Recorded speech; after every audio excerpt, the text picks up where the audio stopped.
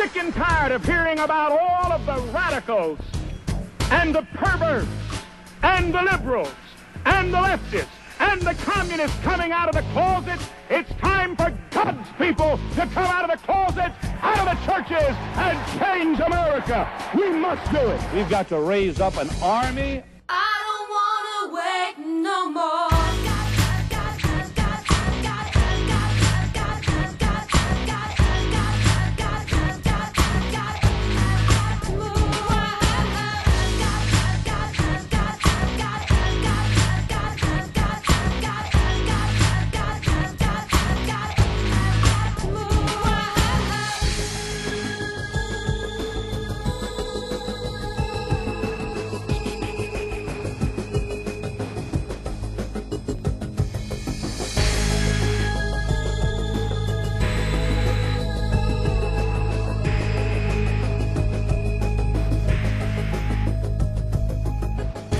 Let me propose something. Religion does no harm at all. Discuss. Well, of course, you know, evidence of history and even contemporary events refutes that.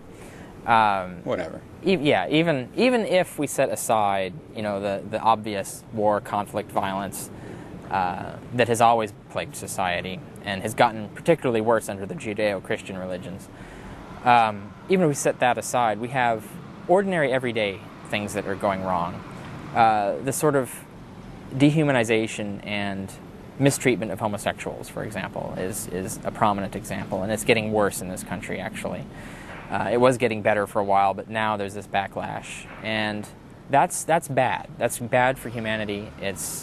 And a religion that encourages that or even allows that is wrong. I agree with capital punishment, and I believe that homosexuality is one of those that could be coupled with murder and other sins. It would be the government that sits upon this land who would be executing the homosexuals.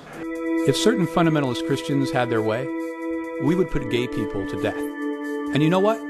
We should do that. We should strap them right to this gurney and lethally inject them. Because God does hate fags. The real question is why moderate Christians don't agree with God.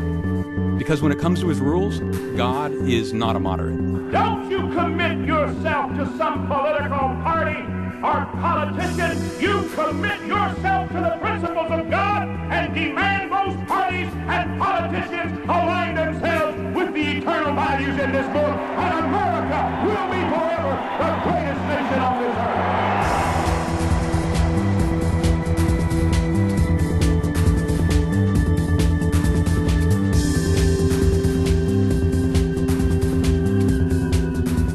You ever notice what a bad rap the Inquisition gets?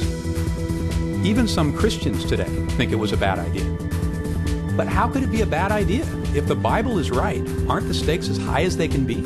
If a little suffering here on earth saves more souls for all eternity, isn't that a good thing? The Inquisition was not a perversion of Christian doctrine. The Inquisition was an expression of Christian doctrine. It's interesting to me at great political rallies how you have a Protestant to pray and a Catholic to pray, and then you have a Jew to pray. With all due respect for those dear people, my friend, God Almighty does not hear the prayer of a Jew, for how in the world can God hear the prayer of a man who says Jesus Christ is not the true Messiah? You know what? He's right. Imagine if you killed your own child, like God did, and then the people you did it for didn't recognize your sacrifice. Of course you wouldn't hear their prayers. Mel Gibson was right to portray the Jews as evil. These must be the most despicable people on earth. Unless this book is wrong. And if this book is wrong, what the hell is moderate Christianity? Jesus was only sort of the Son of God? He only somewhat rose from the dead? Your eternal soul is at stake, but you shouldn't make a big deal out of it? Moderate Christianity makes no sense. Is it any wonder that so many people choose the Christian leaders who actually have the courage of their convictions? Many people imagine that belief in the end of days and the idea that Jesus is in this generation likely to come down out of the clouds and save the day. We imagine that this is a fringe conviction. It really isn't. The rapture is described in the Bible in 1 Thessalonians chapter 4, verses 16 and 17, as being when Jesus Christ comes back to earth and takes up his church to heaven. And the church is all the people that are believers in him and not the buildings. 22% of Americans claim to be certain that Jesus is going to come back to earth and judge the living and the dead sometime in the next 50 years. Another 22% think he probably will. So that's 44% of the electorate who are basically convinced that he's coming back in their lifetime. Personally, I think it's going to happen within my lifetime. I'm 47 now, and if I live a normal life, then that would be in the next 20 or 30 years. Now, when you unpack what that conviction entails, it is perfectly maladaptive to planning for a sustainable future for the human race. It's maladaptive, certainly when it comes time to avoid global conflict, because by the lights of these prophecies, global conflict is actually the precursor to Jesus coming back. Hearing different Bible scholars saying the things that are going on in the world today, pretty much everything has happened that the Bible said has to happen before the return of Jesus Christ. So if it's all happened, we're pretty much ready to go at any moment. It really is not an exaggeration to say that there is some significant percentage of the American electorate which, if they turned on their television today and saw that a mushroom cloud had replaced Jerusalem, they would see a silver lining in that cloud. About 6 years ago, upon inspiration by God, I believe, I started a website called raptureletters.com.